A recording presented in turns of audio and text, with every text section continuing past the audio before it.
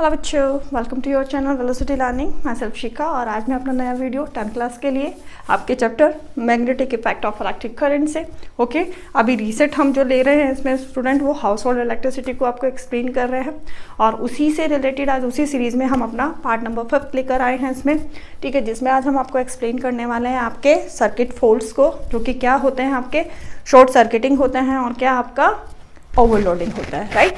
तो स्टार्ट करते हैं अपना टॉपिक, जो कि पहले बताते हैं आपको शॉर्ट सर्किटिंग। ठीक है, क्या होता है शॉर्ट सर्किटिंग? देखो, touching of a live wire and neutral wire. Live wire and neutral wire directly जब हमारे दोनों वायर्स क्या हो जाते हैं, टच हो जाते हैं, ठीक है, तो वहाँ टच होने की वजह से क्या होता है, बहुत ज़्यादा करंट फ्लो करने लगता है वहाँ पर वायर के अंदर, जिसकी वजह से टेम्परेचर बहुत ज़्यादा यानी हीट प्रोड्यूस होती है। ज़्यादा हीट प्रोड्यूस होने की वजह से फिर क्या हो जाता है, हमारी जो कंडीशन ऐसी भी हो जाती है कि वहाँ पर स्पार्किंग भी हो जाती है और ज़्यादा हीट प्रोड्यूस होती है, तो वहाँ पर आपको क्या हो जाता है कि वहाँ पर फायर भी लग सकती है, फायर भी।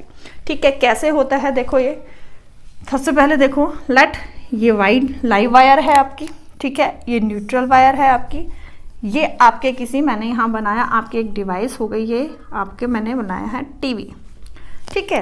इस टीवी में दैट इज ये कनेक्ट है इस तरीके से, अरे यार, ये कनेक्ट है लाइव वायर और आपके ये, राइट, ओके। तो सिंपली सॉरी, यहाँ पर क्या हो रहा है कि ये सर्किट कंप्लीट है आपका, बिकॉज यहाँ से करंट जा रहा है और वहाँ से करंट वापस आ रहा है, ओके, नॉर्मल बात है। लेकिन अब क्या होता है कि अनफॉर्चुनेटली आपकी जो ये वायर है, ये वायर क्या हो जाता है, किसी तरीके से टच हो जाती है इस पॉइंट पर। ये दोनों वायर क्या हो जाती हैं स्टूडेंट, से कर लो या फिर हम करिए, ओके, ऐसे ये इस पॉइंट पर क्या हो गई, आपकी टच हो गई, ओके। अनफॉर्चुनेटली ये टच हो गई यहाँ पर। तो पहले देखो, जो हमारा सर्किट था, जो हमारे सर्किट करंट का जो पाथ था फ्लो होने का, वो ऐसे जाकर ऐसे था, ठीक है भाई। क्या मतलब था, करंट सर्किट कंप्लीट होने का मतलब क्या है कि एक वायर आपका करंट लेके जा रहा है, एक वायर आपका करंट लेकर आ रहा है बाहर, राइट, इस तरीके से था। अब बट अगर हम यहाँ इस पोर्शन पे बात करते हैं, ये लाइव वायर से करंट गया और इसके थ्रू यहाँ पर ये टच हुए और इसके थ्रू क्या आ गया, ये यहाँ पर वापस आ गया। तो ये पाथ, ये वाला पाथ, ठीक है, और ये वाला पाथ शॉर्ट हो गया। इसको डिवाइस तक जाने की जरूरत ही नहीं है, ये तो डिवाइस तक पहुंचा ही नहीं है, बिकॉज इसका जो पाथ था वो ऑलरेडी कंप्लीट हो गया, पहले ही इस पोर्शन पर कंप्लीट हो गया इसका पाथ, यहाँ तक जाने की जरूरत नहीं है। तो पाथ क्या हो गया, करंट के फ्लो का जो पाथ हो गया वो क्या हो गया स्टूडेंट, आपका शॉर्ट हो गया, कम हो गया, छोटा हो गया, राइट। अब यहाँ पर क्या हो गया कि पाथ जो है आपके करंट के फ्लो का पाथ क्या हुआ, शॉर्ट हो गया, ओके। इसी को यहाँ पर अब उसकी वजह से क्या हो रहा है कि हमारा जो रेजिस्टेंस है वो भी क्या हो गया, वो बहुत लो हो जाता है। रेजिस्टेंस की वैल्यू जो है यहाँ पर बहुत कम हो जाती है। और आपको पता है जब रेजिस्टेंस कम हो जाता है तो करंट क्या हो जाता है, बहुत ज़्यादा हो जाता है, ठीक है। तो यहाँ ये रेजिस्टेंस कम होने की वजह से जो करंट है वो एक्सेसिव करंट यहाँ से फ्लो करेगा, और एक्सेसिव करंट जब फ्लो करेगा तो according to the Joule's heating effect का जो लॉ है, Joule's law of heating effect जो है स्टूडेंट, वो क्या है हमारा, H=I²RT, ठीक है भाई। R कम है तो हीट भी कम है, बट यहाँ पर देखो I²RT, जितना ज़्यादा करंट की वैल्यू इंक्रीज होगी उतना ही ज़्यादा वहाँ पर हीट प्रोड्यूस होगा, यानी टेम्परेचर राइज अप हो जाएगा एक तरीके से। तो यही है कि resistance very low, current flow through the wire becomes very large, ठीक है, बिकॉज यहाँ पर रेजिस्टेंस कम हो गया, इसकी वजह से जो करंट होगा वो हमारा क्या हो जाएगा, एक्सेसिव, या उसकी वैल्यू बहुत ज़्यादा हो जाएगी, जिसकी वजह से वहाँ का जो टेम्परेचर है वो बहुत राइज हो जाएगा और आपके यहाँ पर इतना हो जाता है, इतना टेम्परेचर राइज हो जाता है कि आपकी वहाँ पर फायर भी लग सकती है, ठीक है। और ये नॉर्मली हमने तो स्पार्किंग वाली चीज़ें तो देखी है, जब भी आपने देखा होगा कि आप कहीं स्विच लगाते हैं किसी पावर प्लग में, प्लग इन करते हैं तो आपको स्पार्किंग होती है, या हमारे अप्लायंसेस होते हैं, बहुत बार हम देखते हैं कि स्पार्किंग होती है वहाँ पर। तो वहाँ रीज़न वही होता है कि जैसे आपका ये सॉकेट है स्टूडेंट, यहाँ पर इस सॉकेट में, राइट, इंटरनल कहीं क्या होती है, हमारी लाइव वायर और न्यूट्रल वायर क्या हो गई, टच में आ गई। तो जैसे ही आप इसके अंदर प्लग इन करते हो तो प्लग इन करते ही आपको क्या होता है, स्पार्किंग होती है, तो ही आपका क्या है, शॉर्ट सर्किटिंग है, राइट। बहुत बार हो जाता है कि आयरन है हमारी, प्रेस कर रहे हैं हम, और बाहर से जो इंसुलेटेड उसके ऊपर कवर होता है आपकी जो उसकी वायर होती है प्रेस की, तो आप उसमें देखते हो आयरन की जो वायर होती है, तो वहाँ से क्या हो जाती है, टियर एंड वियर हो जाती है, कट फट जाती है। तो वहाँ पर भी क्या हो जाता है, चांसेस होता है कि जैसे ही हम उसको प्लग इन करेंगे, करंट फ्लो करेगा, तो वहाँ पर वो क्या हो जाती है, चांसेस होते हैं कि वो दोनों वायर, न्यूट्रल वायर और आपकी लाइव वायर क्या हो जाती है, टच हो जाती है। तो उस पोर्शन से ही क्या होती है, करंट वहाँ तक आएगा। यहाँ तक करंट वही सेम, जैसे करंट यहाँ तक पहुँचा, स्पार्किंग हुई और ये यहीं से वापस उड़ गया, आगे तक नहीं जा पाया, ठीक है।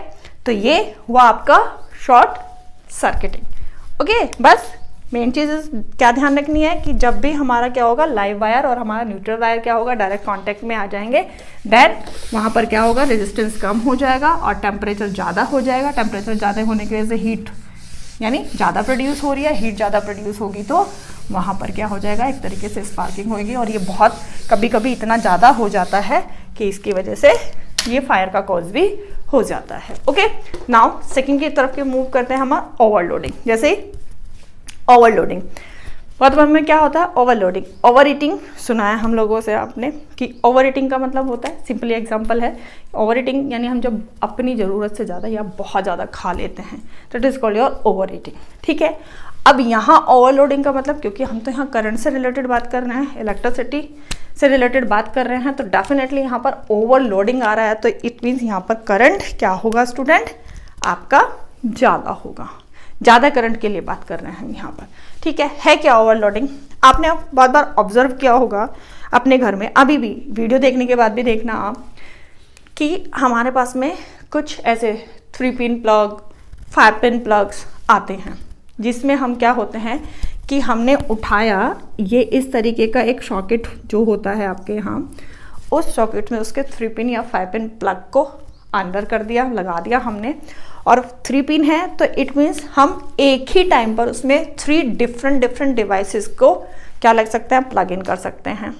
5 वाला है तो हम डिफरेंट 5 डिवाइसेस को एक ही सॉकेट के अंदर की बात कर रही हूँ मैं, एक ही सॉकेट के अंदर क्या कर देते हैं, हम उनको प्लग इन कर देते हैं। यानी एक टाइम पर हम एक सॉकेट से 3 या 5 या 2 जितने भी हमारे, डिपेंड करता है कि वो प्लग जो हम ले रहे हैं वो हमारा 2 पिन है, 3 पिन है या 5 पिन है, राइट।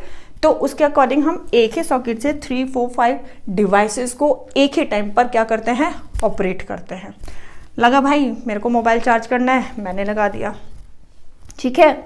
मम्मा को टीवी चलाना है, मम्मा ने टीवी चला लिया। पापा को लैपटॉप लगाना है, पापा ने लैपटॉप लगा लिया। सब कुछ कहाँ चल रहा है, एक ही सॉकेट से चल रहा है। एक तो हुआ ये, एक कॉमन चीज़ नाम सुना होगा आपने, एक्सटेंशन, वो भी यही चीज़ है। एक्सटेंशन क्या होता है, एक इस तरीके का देखा होगा आपका, बहुत लॉन्ग सा एक इस तरीके का बॉक्स होता है, जिसमें यहाँ पर आपके डिफरेंट साइज़ के क्या होते हैं, सॉकेट होते हैं। ऐसा भी होता है, और आपके इस तरीके के डिफरेंट साइड के आपके क्या होते हैं स्टूडेंट, सॉकेट होते हैं इस तरीके से ही, राइट। तो अब यहाँ जैसे मैंने अपने इस पे एक्सटेंशन पर क्या बने, 4 सॉकेट बना दिए, तो इट मीन्स, और ये प्लग इन होता है खाली क्या होता है, एक सॉकेट के अंदर, ठीक है। एक सिंगल बोर्ड जो होता है, जहाँ पर स्विच होता है और एक सॉकेट होता है, इस तरीके का होता है, और इसमें हम जो हमारा एक्सटेंशन का प्लग होता है उसको प्लग इन करते हैं। और यहाँ पर हम सेम टाइम में 4 डिवाइसेस को क्या करते हैं, यूज़ कर लेते हैं। ओके, सेम टाइम में 4 डिवाइसेस को यूज़ कर लेते हैं। अब बात कहाँ से आती है, यहाँ पर ये करंट आ रहा है लाइव, ठीक है, ये आपकी क्या हो गई, लाइव वायर।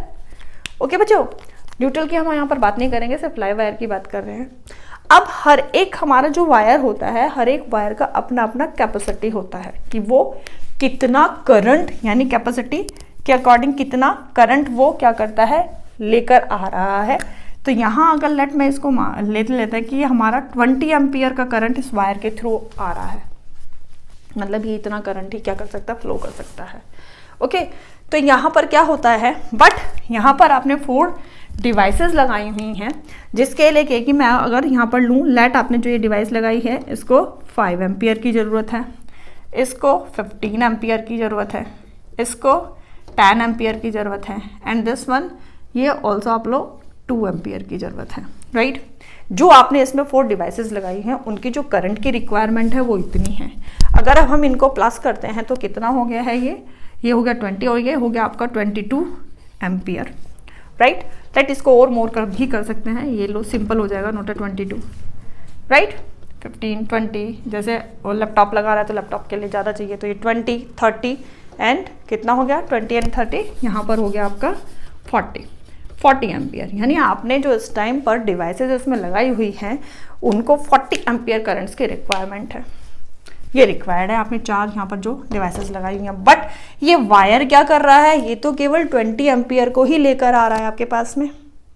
अब ये बेचारा क्या करे, इसकी कैपेसिटी तो 20 एम्पियर की है, लेकिन आप इससे मांग रहे हो नहीं हमें तो 40 एम्पियर चाहिए, तो ये क्या करेगा, ये लेकर तो आएगा, ये क्या करेगा, लेकर तो आएगा, लेकिन क्या हो जाएगा, ज़्यादा करंट लेकर आएगा अपनी कैपेसिटी से, तो वहाँ पर क्या होगा, करंट ज़्यादा आ रहा है क्योंकि आपको भैया इतने करंट, ज़्यादा करंट की सप्लाई की ज़रूरत है, तो ये ज़्यादा करंट लेकर आ रहा है, आई का वैल्यू क्या है, ज़्यादा हो रहा है, तो वहीं जाइए अपने जूल्स के लॉ पर कि H = I² RT, यानी जब यहाँ पर करंट की वैल्यू ज़्यादा लेके आ रहा है तो ये तो बेचारा हीट भी यहाँ पर क्या होगी, ज़्यादा प्रोड्यूस होगी।